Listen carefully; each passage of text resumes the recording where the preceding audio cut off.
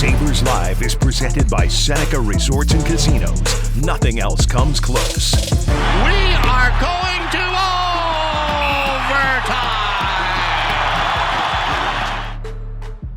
It's Sabres Live Overtime. It's the Baby Grand Edition. I'm with the Baby Dominator, so says Hockey Reference, and we're talking about a grand milestone for Kyle Okposo. Have you not looked at yourself on Hockey Reference lately, Marty? The Baby Dominator? Baby Dominator is right under your name. What is up with that? Okay, so I'll tell you this. A nickname that Jim Pizzatelli tried to stick to me and never worked was the Thermominator, because he said I was about as thin as a thermometer. You know, the old like mercury thermometer or whatever. Yeah.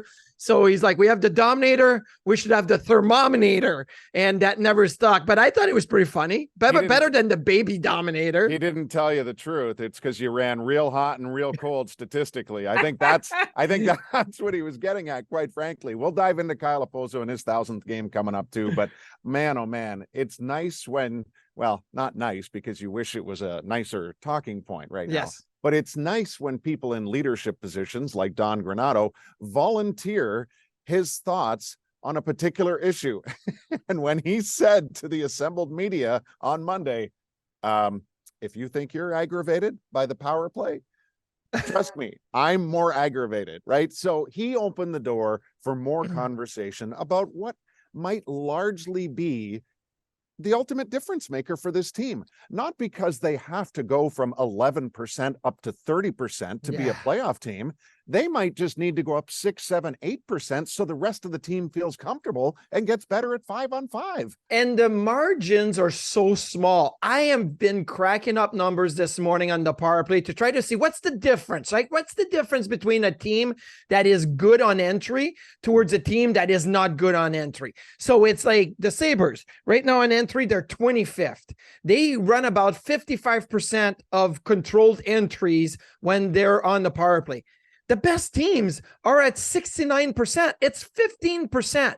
You don't have to say, I want to be a best team, but can you be at 61% from 55? Like that would make a huge difference, right? How about this one? Shots on net from the slot. The Sabres are 31st right now, shots on net from the slot. If they were 15th, it would be 3/4 of a shot on net from the slot per game. Not like 5 shots on goal from the slot from per game. No, get one more shot on net from the slot. At the end, maybe over 3 games, it's a goal. And that goal is a win. Right. And we knew going into this season, if they could lop a half goal off on goals against, they would be fine. And they are. They're 15th in the league right now at 3.13. They can live with that. They just have to get the goals for ahead of 2.9 and backed up to 3.2 or 3.3. That's all that needs to happen here. And there's more than enough talent, which Kyle Okposo spoke of. And look, it does, you know, I think people get tired of hearing that because they're in the show me window. And Don validated that statement again today by saying, in reference to Matt Savoy going back to junior, in reference to certain lineup decisions, he said, look how I'm coaching. Like, we shorten the bench way more now than we did before. Why?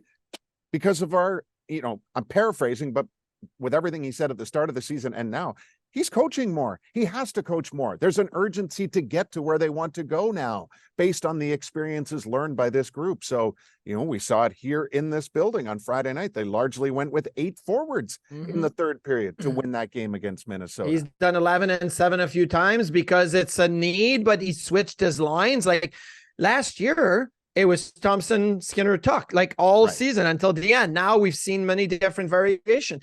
But I will say this, something that we talked post-game on Saturday night, I believe, is, you know, what's next with the lines and the lineup. And I think there may be now a point where coaching less may be more. In effect, okay, let's get some stability, like rotating guys in and out, trying to get the energy may have run its course. Now you got to go back to, okay, let's stabilize things, but you're missing Alex Tuch. And Thank you, because you have numbers on that. Yeah, he won't be there Tuesday. And they said, hopefully Friday, right? But so what's the number one complaint after the Pittsburgh game when it came to Sabres offense? Same as Montreal game. Second opportunities, rebounds? Not enough of them. Skill was there, will wasn't, and you got to drive to the net.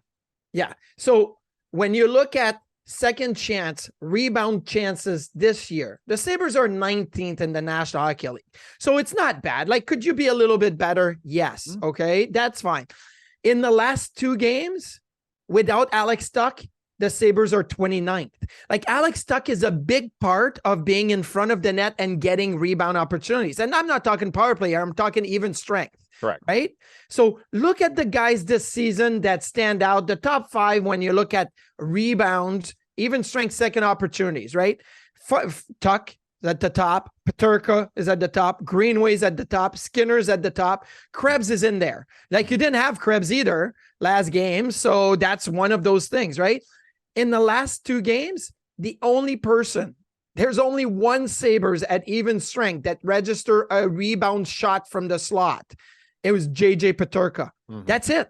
Nobody else got a shot on net on a rebound from the slot. Maybe they got one from the, side of the net. Maybe they got one from the outside, but nobody other than JJ Peterka in the last 2 games, when Tuch hasn't been there, have gotten that opportunity. And Krebs, not there last game, affected that as well. Krebs was dealing with a family matter. It was really nice to see him on the ice today, and Don Granato with a, kind of arm around him and pat on the back. And I will say this for what it's worth. And Don singled me out for not, being at practice often. He did it the polite way of saying, "Hey, nice to see you." But I knew it meant like, I'm not here enough. But no, actually, if I'm being honest and evaluating, like, Peyton had a really good practice. Like, there was just incredible determination in shooting, not unlike what I saw weeks ago with Peterka. And I turned to you and said, like, JJ's got to believe in his shot. And I hope that there is some belief instilled in Peyton Krebs here to be able to do more. But I wanted to hit quickly, just with the absence of Tuch, like we're seeing in practice and in all likelihood Tuesday, Cousins with Thompson and Skinner. Yeah. So they've played almost 7 minutes together this year, which is not a lot. You know how many minutes they played together last year? 7. And you know how many minutes they played the year before together? Probably 3. 7. So, yeah. And in those combined 21 minutes, they have 1 goal for, 0 against, but more high danger chances against than for. So yeah, this is like, it's 3 of your best players. I get it. But it's also a top line that hasn't spent a lot of time together. So it can't just be this one-line team against a really, really good Boston Bruins team. All these things we've spoken about already are like super heightened going into Tuesday's matchup. Yeah, I mean, defensively, they're going to have to be at their best. And, Don Granato, as mentioned before, we have to, and it was last year in the last 10 games of the season, we have to find ways to win games in a different ways.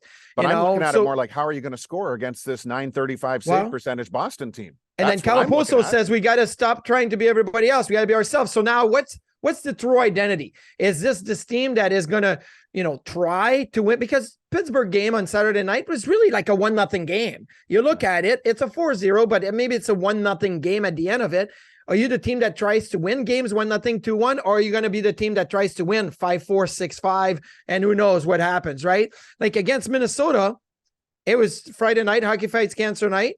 Devin Levi gave him that chance to say, hey, you know what? Maybe we'll score only 3, but I'm going to be the one that's going to make the big saves. So maybe that was more the Sabres identity that we saw Friday, as opposed to what we saw on Saturday is, well, we played well. We had some chances, not enough second chances, but it was a 1-0 type of game. Do you know why I led with the baby dominator? Because I look like a baby. Because I was looking back to when your career began, which was 99-2000. And why would I draw a reference point from that to today for the Sabres? Well, it was, the year before was a Stanley Cup. Yeah, no, we're not talking about the year before. I'm talking about your first year. What happened team-wide in that season that this current group is dealing with? 3 goalies. No.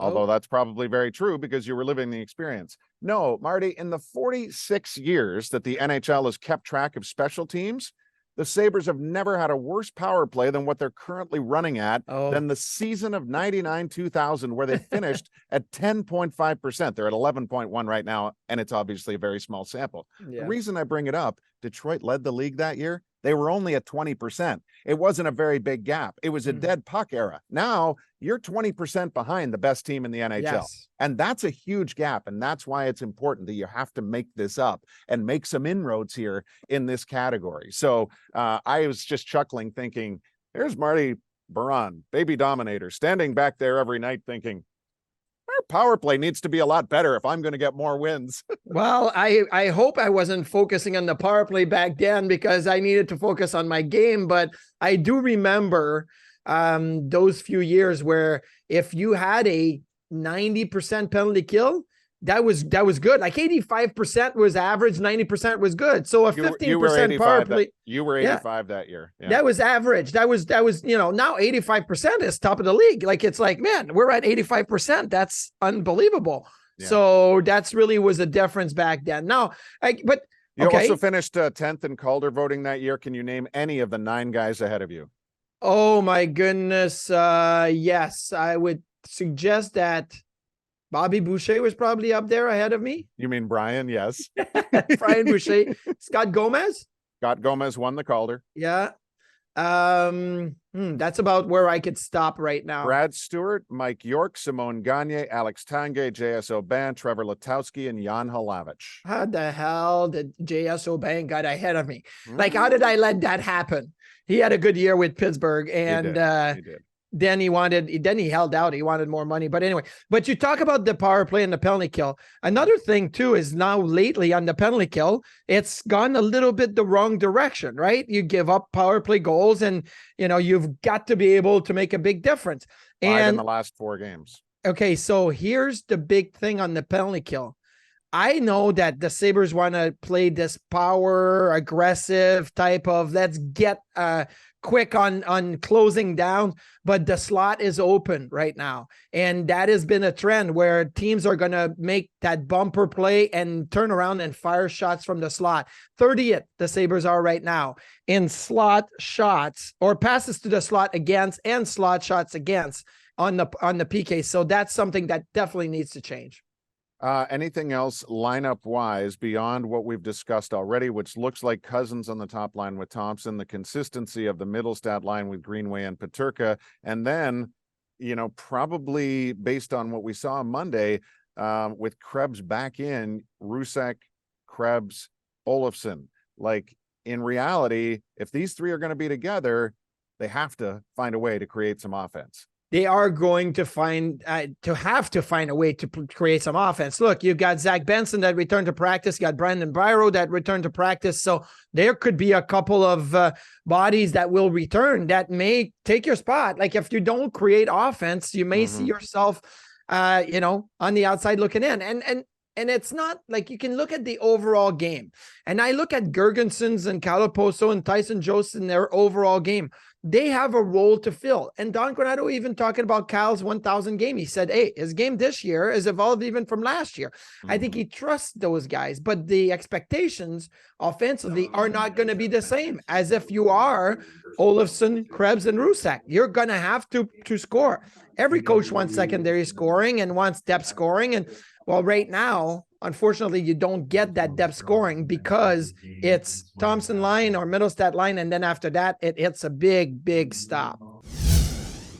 Folks, when you're serious about the game, bet on Buffalo with the only sports books in Western New York. Seneca Resorts and Casinos betting counters are open daily, and self-service betting kiosks are available 24/7 at all 3 locations. Whether you visit Seneca Niagara, Allegheny, or Buffalo Creek, the Sports Lounge features the latest lines, multiple screens, so you never miss a play. The sportsbook at Seneca Resorts and Casinos, where the love of the game meets the thrill of the win. Happy birthday, Marty, to the franchise. Gilbert Perreault, 73, and man, I love the fact that whenever his name comes up amidst our fan base, social media, otherwise, the vivid memories come popping out for every single person that was witness to his glorious career. Well, when I saw your tweet and then multiple other tweets wishing Gilbert Perreault a happy birthday, then you go in and you look at all the highlights, right? The skating, the movement, the size. He was such a big man on the ice. Well, he had big hips and bow legs, so that was he looked very thick at the bottom, right? That's what it is. But I'll tell you this: you said he was 73 today. Yeah. Mm-hmm. I just saw him a couple of weeks ago, 10 days ago. He was in Buffalo and saw him at the game. He doesn't look 73. He looks like he did 10 years ago. And I remember years when I was playing, when Gilbert would make appearances to the game and then he would sing to the crowd and the crowd would just eat it up with his Elvis, impersonation, or it wasn't even impersonation. It was just Gilbert Perreault singing Elvis Presley. But man, he's such a wonderful person. And the franchise, I mean, without him, who knows how this team and organization would have, jumped off the start, and he was the franchise. And because we talk about this a lot, sadly, because it's the reality of life and death, really sad to hear about Roman Cechmanek over the course of this weekend. Passed away at 52. And, like you, a fellow Flyers alum. And it was a brief headlining career for him in the NHL, but one that was acknowledged with a second-team All-Star, a Jennings, very close, in Vezina and Hart balloting. Like he was an unforgettable netminder in the early 2000s. Truly remarkable save percentage and just a very, very sad story. When I was in Philly, I always was impressed because we had a big wall of all players that have gotten individual awards, right? Like Vezina, Hart, whatever, Art Ross, and then there was second team All-Star, and there was Roman Cechmanek. And I'm like, wait a second. That means like you were voted as the second best goaltender in the National Hockey League. That's how good he was in his year in Philly. Now I understand he had a weird, quirky style, and he was more of a stand-up, almost like Ron Extall was at time, like challenge goalies and stayed on his feet. And he was victimized in a playoff game where he lost his glove and he tried to reach down to get the gloves just to see the puck go over his head and in the top of the net. But he left his mark, and he was Dominic Hasek's backup in '98 when they won the gold medal in Nagano. He had a fantastic career, 52 years young. That is way, way, way too young, unfortunately. So when I saw that, I did have a pit in my stomach. I didn't know him. Maybe met him once, shook his hand, hey, good game, whatever type thing. But really left a weird pit in my stomach for sure. Okay, crazy stats around the NHL right now. Roman's last team was actually the LA Kings in the NHL. The Kings are 1-3-3 at home. That's one win in 7 games. They're 7-0 on the road. Who are they? What are they? They are a team that is built for the road. They go down 3 deep at center. Come on. There's got to be a better answer. But here's the thing. I don't have that right in front of me, but they have Cam Talbot, who's played well. And I want to say Phoenix Copley has played 2 of those games at home that they lost, right? So that's the big thing. Like Phoenix Copley's not done well for them this year. Hey, here's a weird stat for you. I'm 1-0 in faceoffs in my career. My only face-off win was against Roman Cechmanek. He was with the LA Kings. We honored Ron Extall in Philadelphia, and the goalies got to take the ceremonial first drop. But when it's in Philly, I'm winning the draw. I'm not letting Cechmanek win it. So because we talked about Roman Cechmanek, he was with LA at the time, and me in Philly, I'm 1-0. That's a weird stat if you want to put that in your stack. Unofficial, for sure. Unofficial, yes. Rangers 9-0-1 in the last 10. Why are we again seeing a Laviolette effect? Because I look at them last night. They're down 3-2 to the Columbus Blue Jackets. And you see I like to call it mean mugging. He is so intense on the bench. He's staring. They're down 3-2. He's staring at guys. And I want to say that there is a huge, huge firecracker lit up underneath. You know what? And they're going. And when he cracks the whip, they go. I know the Rangers are a fantastic team. Don't get me wrong. And they're doing it right now without Igor Shesterkin. But Laviolette is one of those coaches that pushes, and has tons of respect. And guys are a little scared of him, to be honest with you. So they jumpstart the season so they don't have to deal with him. Who's better in the NHL this year? Home teams or road teams? I'm going to say home teams, but it's not that close. It's not that far. Home teams are 566 in points percentage. Road teams are 533. There is a grand total of 5 goals differential between the two. Stop telling me that home ice advantage exists in any sport in the year 2023.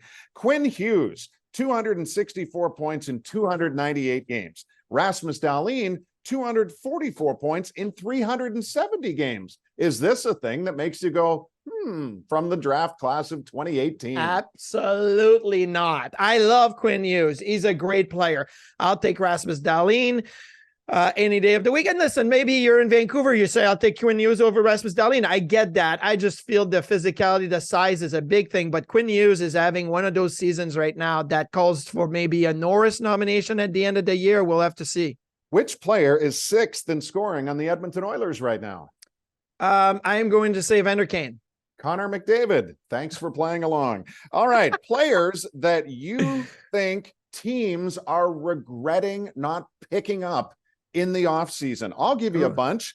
Brock Besser, JT Miller, Travis Sanheim, Tristan Jarry, Sean Dursey, Alex DeBrincat, Cam Talbot, and Matt Duchene. Do you have any other guys that teams might wish they had made a bigger play for here in this early part of the season? I don't have any other because I'm looking at that list and I'm thinking, oh my goodness, Brock Besser. It's not just in the offseason. It was last season when Vancouver was in disarray and they traded Borovet and Brock Besser wanted out. And are you kidding me right now? Brock Besser, he is second in goals in the National Hockey League behind Austin Matthews. He could win a Rocket Richard. Brock Besser, come on. And that's one. Cam Talbot, I always like Cam Talbot. I know it didn't work in Ottawa and then, whatever, but LA, they went cheap in net. Everybody said that's not going to work, but Cam Talbot is getting the job done right now. It's the LA way. Cost of living is low out there. He's sharing an apartment with somebody else. Yeah. Big save, Dave, probably. Yeah. Trevor Zegras has 2 points in 12. How's this going to end for him with Anaheim eventually? It's not going to be the Mighty Ducks happy ending. That's one thing for sure. He's not going to win the trophy at the end. I don't have to be negative. I shouldn't be negative. Do you think it's just a blip? No, I don't. On the radar? I think Trevor Zegras is flash, and it's great to see flash, but at some point they got to do more than flash in the NHL. And that's why like a guy like Andrei Svechnikov, right? He does the lacrosse goals and whatever, but he also brings so much more regularly to the ice that when he tries to do the lacrosse goal, it's like, okay, it's not his identity. It's what he does on top of his identity. Zegras, that's his identity right now. I like the kid, and yet it seems like it's unavoidable every season, and now timely with Boston being the next opponent for Buffalo.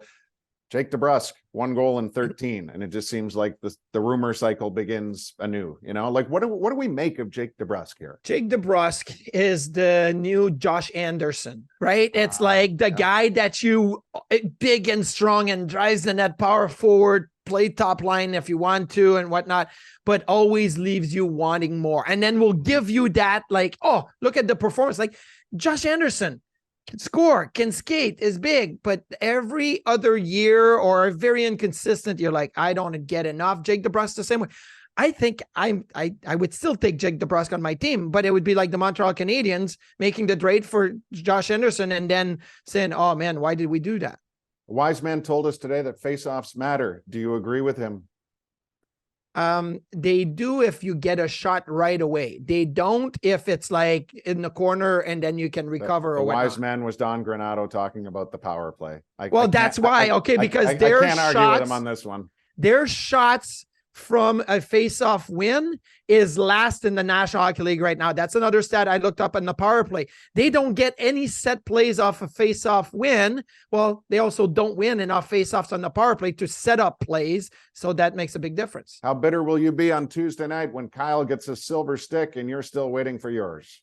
I don't want to say I'm going to be bitter because now I'm not bitter at Kyle. I'm not bitter at the league. I'm bitter at everybody because the Vegas Golden Knights went to the White House and there's a gold stick at the White House. So I'm like, everybody gets a gold stick, a silver stick. So now I'm like, okay, is it special? Yes, it's special. I want mine. Special night for Kyle. We'll dive into that on Tuesday night on the broadcast. Last stat for you, Marty, 1 point better. That's the Sabres this year compared to a year ago. After spending an entire summer talking about 1 point, I find it very fitting to end the show this way, that the Sabres are improving, even if it's just 1 point at a time. What do you think? I think that's the first time you've ever brought in a glass half full type of attitude. No, maybe not the first time. Sorry. That's a little nasty by me, but I love that. I didn't think that was going to be the end of the show thinking, hey, they're better than they were last year. Uh-huh. And like, let's give them a chance to get hot at some point. It's a lot more fun when Tuch is in the lineup and when you got everybody going. But yeah, I'm going to say, you know what? 1 point better than last year at this time of year is a step in the right direction. Multiply it by like 5 or 6 times, could be more than enough to get them in. Then again, it might not be. It is so tight in the Eastern Conference right now, and the race will Can we continue. move to the West? Could we make a pitch to move the Sabres to the West? Detroit used to be in the West before. I'm kind of lobbying privately to do that personally here for a while. So like, so we can travel a little bit, Duffer. Remember nice. Sabres Live from the beach in San Diego this summer? Yeah, that was like foreshadowing. From the rooftop pool in San Jose. We could have done that once or twice. The lazy river in Arizona. We could have done that. All right. That's a great way to end the show. And obviously big props to Kyle Opozo for game 1000, which happens on Tuesday night. And you'll, of course, hear it on WGR Sports Radio 550 and see it on MSG. We'll see you soon.